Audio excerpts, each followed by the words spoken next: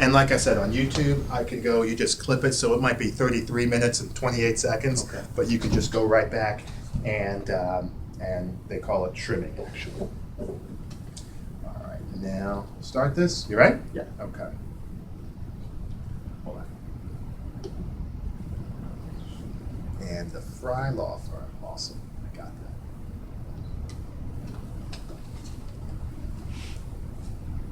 Hey guys, Brian Hilliard here, author of the best-selling book Networking Like a Pro, and we are lucky to have Randy Fry here with us from the Fry Law Firm, who's going to be joining us a little bit, talking a little bit about his practice, his business, and what it is that he's done to be successful. Randy, thanks so much for stopping by. It's great to be here, Brian. Awesome, awesome, awesome. Well, we've known each other for a little while. We've done some work, we've done some stuff, we've hung out together and whatever. And one of the things that I've always kind of been impressed with, and we've talked a little bit about this, is how you're able to go out and meet people and kind of grow your practice. A big part of what you do is through word of mouth. Right. We originally met through BNI. Right. Actually. So maybe tell a little bit about some of the things that you've done to kind of build your practice through word of mouth, and just kind of some of the things that you've done in order to be successful. And also, obviously, tell them what kind of practice you're in, because that would probably be important as well. Sure. Well, Brian, as you mentioned, I started the Fry Law Firm a couple of years ago. Right. I've been a personal injury attorney for about 14 years. Okay. I've worked with a couple of really great firms, but it was time to go out and do my own thing. Right. So with that being said, I started my own firm a couple of years ago, but I really started with the goal of starting my own firm. I had to start to lay the groundwork for several years to do that. Right. So kind of what I did is, when you ask about word of mouth, I've got out over the past several years and got involved in a lot of organizations. Right. Frankly, I think one of the biggest things looking back is doing charitable work. Interesting. Okay. Talk Yeah. about that. What do you? Well, I found 2 or 3 areas that I was really interested in. One of those is Special Olympics, Mhm, and one of those is dealing with or assisting special needs adults in Mhm. various tasks. So I found just getting out and on a regular, consistent basis doing some things that I enjoy Right.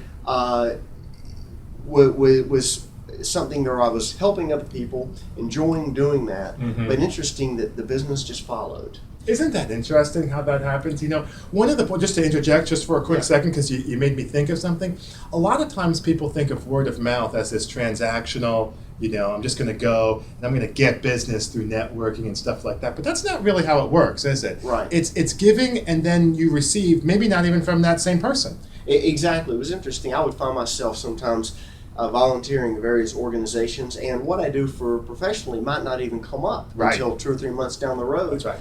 And then when that conversation did occur, a natural conversation, usually somebody simply saying, "Hey, what do you do, Randy?" Right. And Right. tell them I represent people that have been hurt and injured by other unfortunate instances and so Right. forth. Right. And then word just kind of spread. Right. Right. And then people started contacting me, and then those people that were, interestingly enough, even fellow volunteers that Right. were working with me, Right. they are people that are generally going to be networkers and people out in the community, so Right. word would spread that way. That is awesome. That is awesome, because it's word of mouth is all about, and you know this, but word of mouth is all about it's planting.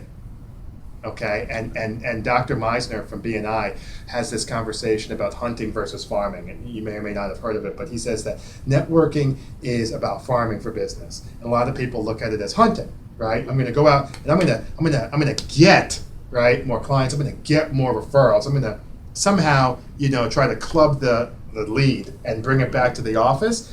And really what it comes down to, it's about planting the seeds and getting the word out. Because even with your practice, and maybe tell people a little bit about your practice, it's not something where, with personal injury, it's not something where people have it every day. Right, exactly. People don't plan to be in a car accident. Right. People don't plan to fall at a store after the floors have been washed Right, and right. not properly marked. So people don't plan to do that stuff or have those unfortunate incidents. So I found just getting out in the community, getting to know people, volunteering, which I mentioned. Okay. I've also found doing some structured things, such as you mentioned BNI. Right. Made a lot of good contacts through BNI. Right. And so simply getting your name out there, meeting those people, and then building trust amongst people. Right. I may meet some people, may never hear back, and then a year later the phone will ring, Right. and somebody will say, somebody that you met a year ago Right. gave me your name. Can you help me? I've been in this horrible car accident. Can Right. you help me dealing with the insurance company? Right. So- We love those insurance companies. Exactly. They keep me in business. I know they do. Well, talk a little bit about the business of law, because you're kind of getting into it a little bit. You know, I think a lot of times, and we have some listeners maybe who have been, maybe they just graduated. Sure. I don't know what they, maybe they've graduated, maybe they've been doing this for 2 or 3 years.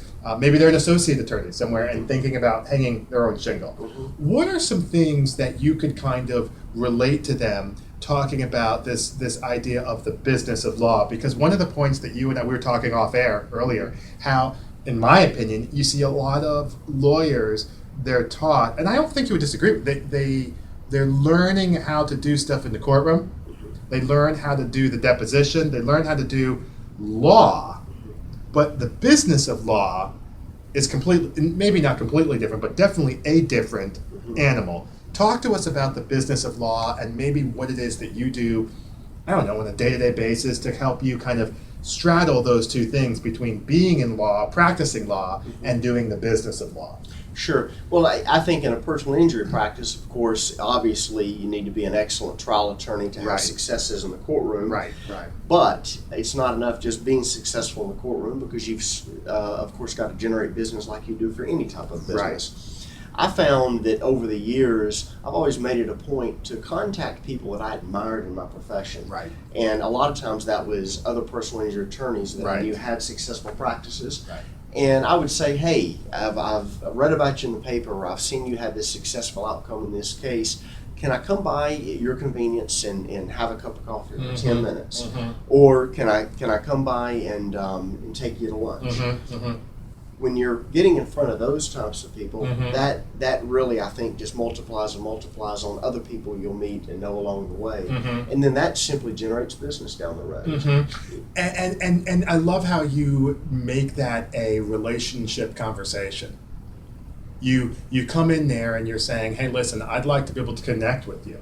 I'd like to be able to learn a little bit. And most people are, I mean, you tell me, I guess, are most people receptive to that? I mean, I'm sure you're going to get some who are like, well, okay. But, by and large, reasonable people are fine working with other reasonable people, I would think. They are. I think most people, with some exceptions, Right, but of course. but most people are generally complimented that Right. that you Good point. call and say, hey, I've admired what you do, Right. and they take that as a compliment, and they remember back when they were young, in the younger days, Right. trying to start a business. Right. So they'll say sure, and my phone will ring quite often, and many times, or most of the time, I'll say absolutely. Right. I may not have something till 2 or 3 weeks from now. Right, Yes, right. Let's pick a half hour, come over, let's talk about Right. that. And that is really a win-win situation Right. for both parties concerned. That is awesome. That is awesome. I think also the other thing too is whenever I talk about marketing, okay, and this idea of business, working in a business versus on the business, it's kind of the global point that I'm trying to make, is that you want to spend a certain amount of time, in this case, practicing, and then another certain amount of time in terms of doing some of these other things. For me, and if we can talk about this, but for me, I always think that people should be, it's almost like 50-50, you know what I mean? And it can range from 40-60 to 60-40, business, we're in law versus marketing and some other stuff. But when you're starting up, it's almost like, 60-40 skewed to the marketing, in my opinion. And I think a great point for maybe somebody who is just starting off or kind of thinking about doing this, boy, you got to make sure that you have yourself a network. You got to make sure that you have yourself some skills to be able to network. I hit a great point. Have you heard of this term? It's called the the relationship economy. I have heard of that. I haven't. I heard about it yesterday. And so see, Randy's smart. He's heard this. I haven't heard of it. So there's, Don't ask me to explain it. but I heard that term. It was actually last week. And the relationship economy, what a great, if you haven't heard of it, what it means is we live in a country, and an economy where it's not what you know, but who you know, right? And that when you're looking to get stuff done, regardless, whether it's in business, whether it's law, coaching, who cares what it is? When you're doing those things, it's who you know and those relationships that you have with people go a long way. And the idea is that you live in this relationship economy, where it's you have your network, I have my network, and you go from there. And you mentioned a little bit about different structured events. Talk to us about like the chamber. I don't know if you've been a part, and we don't need to name names, but were you a part of the chamber? How was that? You mentioned volunteer work and BNI.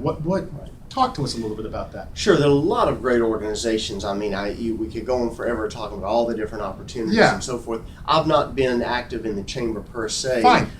It's interesting. The chamber is very much geared toward business and so forth. Right. Many times, politically, the chamber's philosophy is a little bit in the opposite direction from a personal injury attorney. I understand. Although I have been there and I have some good friends in the chamber. Right. But I found for me, what I've always tried to do is maybe pick one or two structured organizations, and then to be very active in those structured organizations. Right. One for me was BNI. Right. I made it a priority, and I found that that's so much more valuable to pick one or two organizations and be very active than just show up at something occasionally. It's kind of shotgun approach. Right. I've tried that approach before against everybody's advice. It never worked for me because when you kind of show up at an event maybe once every 3 months, you're just showing up to have a quick conversation, but you're not building relationships. I call that drive-by networking. I love that. Yeah, right? That. I mean, you're just... Right. It doesn't work. It doesn't have business cards. Right. I can tell you, I would do that drive-by networking for several years. I tried that hit or miss, and I would come back with a stack of business cards, not knowing really who these folks were. No. Eventually, I'd feel guilty, and they go in the trash. Right. So your recommendation then is it's a couple of events, a couple of organizations that you really feel good about, and then getting involved. I want to say you were even president of the BNI chapter. I was. Matter of fact, I was president of the BNI chapter for a couple of years. I didn't know that. I was active for a year and then went into the position of president of my local chapter for 2 years. Okay. And I found that was just hugely successful. Right. And as we sit here right now, I'm not currently involved in BNI, just simply because when I opened my firm, it wasn't the way to approach it at the moment. Right. But what's interesting, Brian, is I receive so much business and send so much business to people in my BNI chapter that I built that relationship, and that was 4 or 5 years ago. That's right. And that continues on to this day. That's exactly right. And I'll tell these guys the story of you and I, if you don't mind. Sure. Because we met in BNI. And I don't remember, I think I probably spoke at the chapter or something, because we didn't know each other going into it. That's right. And I spoke at the chapter. You guys were nice enough to let me speak at the chapter, and we kind of talked a little bit. And whatever, we didn't do anything. And then what happened? We then, where you locate, in your business executive office, I was brought in to speak again. That's right. And you were there, and we talked. And you picked up a book, which was really nice. We like it when people pick up books. So you picked up a book, that was nice. And we talked some more about different stuff, and we wound up doing some work together. That's right. And one of the things I always try to tell people is that when you are in this relationship economy and you're marketing, it is not a transactional conversation. It is, again, back to, I'm going to feed and I'm going to spread the seeds out, and you just never know where the business is going to come from. Now, here's a question that I do have an answer to. So, I'm going to be like a lawyer. You only ask a question that you don't know the answer. Well, this time I'm asking when I have an answer to. Okay, cross-examination. Go for it. What is it that you do to keep those names organized when you go out and network? I mean, I have an answer, but I'd like to hear what you have to say about that. Sure. I'm in the process of getting a better way of organizing. Okay, that's fine. But I do have a system. Yeah, what do you do? It's probably one your grandfather used to use. Okay. I actually keep one of those large binders. Do you really? I really do. Okay. And ironically enough, I refer to it a lot. Do you really? Okay. We're in the process of scanning everything in and getting it organized, and that's certainly the better way of doing it. No question. Right. But I guess I have some security by having that huge binder sitting behind my desk. Right, like the Coke formula. It'll be like in your vault. It's the equivalent of the Coke formula. When somebody calls me for a referral, which I get a lot of calls for all kinds of referrals, whether it's legal or otherwise. I go to that book and so forth. On the back of the business card, I actually I write where I met where I met the individual Right. and maybe a little something about them. Right. So I know that's not the most advanced. No. It's what you're doing. But it's worked today. Well, it's funny because I actually just switched to a smartphone within the last 3 months. My wife, well, here, I was. Welcome to 2014. That's exactly right. I was sitting there and I had this little flip phone and I was like, well, it works for me. Right. So I get that. Don't even worry about that. One of the things that I like to use is a company called Zoho. And I don't know if you and I have talked about this, but it's Zoho.com. And I specifically use, it's called the Zoho Creator. Okay, so Zoho.com, if you're going to look for it, I guess you just go Zoho Creator.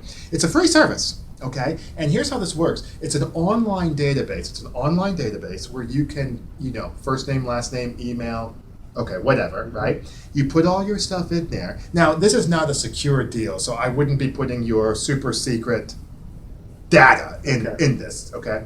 But, contact information, bang, bang, bang. And the thing I like about Zoho is its searchability functionality. So here's what you can do. You can actually create, imagine you have a list of things that over here, and you're creating your own kind of form, is the term that they use. So you do first name, last name, email address. And then if you're like me, you get a little compulsive. And you put down phone number and city and what they talked about. And you have like 12 different fields on your thing. But here's where the compulsiveness becomes and bears fruit. The searchability on this, you can have drag and drop down menus. I ran a search this morning. I worked out, and before I worked out, and I didn't print it out with me, but before I worked out, I did a search. It took me 2 minutes, 2 seconds. And I said, you know what? Because I'm going to be doing a presentation in another part of the country. And I said, all right, I'm going to do, for this city, people who have bought who have bought anything from me in this city. And, 100 names came out. 50 names came out, whatever, okay? And it's got their phone numbers. So now I'm on the move, and you talk about word of mouth practice. You talk about, now I know you guys, you can't actively solicit. I get that. I'm fine with that. But my point is that you have the names right there in front of you and that they're organized. And whether you're doing it, like you said, the old-fashioned way or whatever, the point that I guess we're trying to make is that when you go out and you meet people networking, you have to have a mechanism for staying in touch with them, okay? I know that you're doing some work with Antonio with LinkedIn and things like that. Tell them the story you told me before we got with LinkedIn. Regarding LinkedIn? Yeah. Yeah, I'm definitely a big believer in LinkedIn. Yeah. I'm on LinkedIn, so you feel free to connect with me. Yeah. But I am a big believer in LinkedIn, and I know the definitely advantages of it. And I've worked with a couple of people, including you, Brian, and we've talked about LinkedIn. What I also know, though, is that if you want to incorporate that into your business life, you need to be proactive in following up with things. Right. There's nothing worse than starting a LinkedIn campaign and having people contact you and then you just not respond. Right. I think that's a credibility killer. I totally agree with you. So we had started a LinkedIn campaign, but I realized that it was going to be so successful, and that's a good problem to have. Right, like a quarterback controversy. Exactly. I had to kind of put things on hold here until right. we can have the capacity within my firm to Right. go into that. So we're going to be doing that down the road, and we're excited about that. That's awesome. I think, LinkedIn is a big conversation for lawyers. It's one that I've heard people talk to me. They come to me and they say, well, how can I use LinkedIn to grow my law practice? And I totally agree with you. It's engaging people, and depending on, what it is you want to do, you're going out, you're meeting people. I always link in with people that I network with, unless I don't like them, and there's a few of those. But generally speaking, if I meet you and you're kind of okay, I'll link in with you, Right. and I link in with these people, and then you never know who those people know. Okay, and what I do is I even will have it where I'm engaging people, and I'll tap into my network. Hey, listen, we're looking for a carpenter, okay, and I'll look on my LinkedIn network. I'll look on my Zoho first, usually, because that's a little closer connection. Sure. But if we start getting down to it, I'll look into my LinkedIn network as well, and be able to do that too. So I think LinkedIn is a great tool to be able to be successful. Absolutely. Awesome. Couple more things, and then we'll wrap up here. One of the things that I always like to ask people is give us a little bit of a rundown of maybe what's been working in your practice, and maybe something that you've tried and you're thinking, you know what, we're not looking for like this big failure. We're not getting that, but maybe an area that if you thought was going to work for whatever reason and maybe just didn't, so that people who are listening are like, oh, okay, maybe I can understand it. So give us a feel for what's definitely working for you so far. Sure. I think the biggest thing in working for me in my practice has been what I mentioned, the fact of volunteering time on charitable causes. Interesting. I love that. I- That's I- so counterintuitive. Yeah, I think across the board, I look back at the volunteer work I've done, and I've mentioned some of those different things, Special Olympics, Yeah. special needs adults, Yeah, and yeah. various things. That in as well as being involved in my church, Right. and just Right. the fact of being involved in these organizations, as long as you're kind with people, Right. they kind of see a trust that builds up and That's so right. forth. That's right. It's good karma. It's going That's to come right. back. That's right. They eventually find out what you do. That conversation comes up in life. Yeah. And I think just the fact of being out there and treating people right comes back, and eventually I think you're going to get a lot of business out of that. Gotcha. That's not your number one motive, but it comes back around. That's exactly right. What is it, maybe something you've tried where if you were to go back, Randy Fry 1.0, okay, and you ever see those Kia commercials with Blake Griffin? Yes, And yes. Okay, so Randy Fry gets back into the thing. What would you say to yourself if you could go back 3, 4, 5 years ago and be like, hey, listen, let's maybe steer clear of this area, not naming names, but just what would you kind of steer clear of, or something that you thought was going to work and maybe didn't work out as well for you? Well, as a term you've used, shotgun network. Yeah, yeah. That truly. I was thinking that. Yeah. As I look back, Yeah. there would be times, and a lot of times the New Year's resolution. Right. I'm gonna be involved in 6 different organizations. Right. And And lift a Volkswagen if I have to. Exactly. And I would start out maybe January, February, make it to these events, Right. and then I'd start missing several months. Then I would go back and show up, Right. and that's not relationship building. Right. And I think I wasted time doing that. Okay. But in a sense, it wasn't wasting time because I had to learn what not to do for me. Right. Right. And that is kind of what convinced me to then pick out 2, maybe 3 organizations, get very active in. When I say active, even try to get in leadership roles in these organizations. I'm with you. Yeah. I'm totally with you. And the fact that you're involved in an organization, if it meets weekly or if it meets monthly, the fact that you're there every time, that you show up on time, that you are dressed halfway presentable, Roger that. it all makes a difference. Yeah. We talked about when I met you at BNI, Brian. We met probably 3 or 4 years ago. Yeah, I was trying to remember. Yeah, and I remember getting some really good insight from your Right. talk. And then I think we may have traded emails or Right. phone calls Right. a couple of times over Right. the next year, but really never ran each other. No, just wasn't. But then when I came to see you at a seminar you Right, did, right. you had instant credibility. Right. And it must have been because I shelled out some money to buy. Which we like. We like that too. Some CDs in your book. Right. So I bought a couple CDs in your Right, book. I remember and, that. And then that kind of evolved into me saying, hey, Brian, can we work together? How can we do some more things? Right, and right. we've been able to do that. Yeah. So I hope that kind of roundabout answers your Yeah, question. no, it totally does, because I think that, if you could, I actually went a step, I'm a little compulsive. So I went in and I went back and looked at, I have this running sheet. I've been in business since 2001. I got my business license in October. And one of the things that I did was, you can go back and look at my business and see 4 or 5 distinct periods of time. You know, like in history, you have like the gold era, Sure. and then you have like the Renaissance, and then I don't know, the Iron era, I don't know, okay? And you have these distinct periods of time. And I've been keeping up with that. And that is you go and you look and you kind of see where you're at, and where you're focused on at the time, and then what you're doing. And you make a great point, Randy. The idea is that a mistake is only a mistake if you don't learn from it. Because otherwise it's just an experience. That's right. That didn't work out the way you had originally thought. That's right. Okay? And I think that when you're trying to go out and build your practice, I'm still learning now. I'm sitting down, I'm learning from you. So I'm like, oh yeah, I never thought about that. Sure. And being able to take those things and move forward makes all the sense in the world. One last question is the idea of maybe, we talked about if they were a new lawyer. Okay, talk to us a little bit about somebody that's been around for a little while. I know you're in the process of hiring some folks. Yes. Give us a feel for. We might have some people who are similar to yourself. They're like, boy, business has really been great.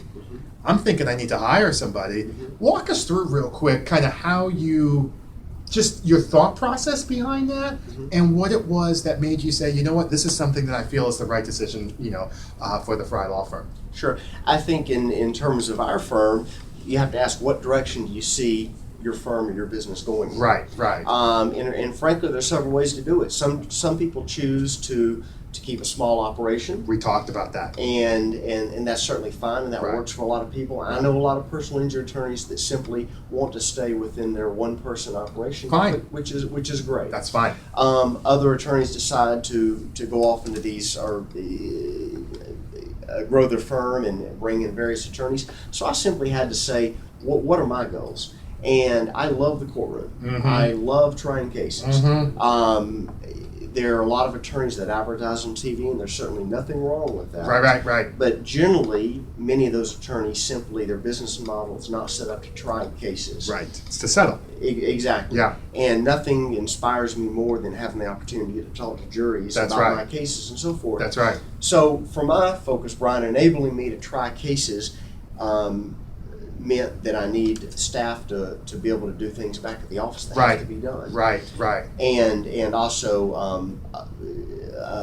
I've got a great staff here, but they can't go to the courthouse Right. and do things like that. Obviously. So that was part of the process of business. We're fortunate that business is good, Right. and so forth. So to enable me to go do what I want to do in the courtroom, I'm going to be bringing on additional attorneys as That's time goes awesome. on. That's awesome. You know, one of the things, if you haven't read this book, and this is for you guys as well, it's the Beyond Booked Solid. Now, it's not specifically in law, okay, but it's called Beyond Booked Solid. It's by Michael Port, and he wrote Book Solid, and I guess it became a bestseller. And one of the points he talks about is business architecture, and so you have built to sell, you have the solopreneur, you have the other one. What you're doing is called the Little Giant. Okay, where you have 3 to 5, 7. I mean, in a law firm, you can have 8 people in $1 million firm. I mean, you can, right? You can have 2 or 3. You have a couple of associates. You have another person like yourself, and you have 5 staff, and 3 of them are have a paralegal, or paralegals. So you can have 8 or 9 people, and you can get $1 million, no question about that. But that's called a Little Giant.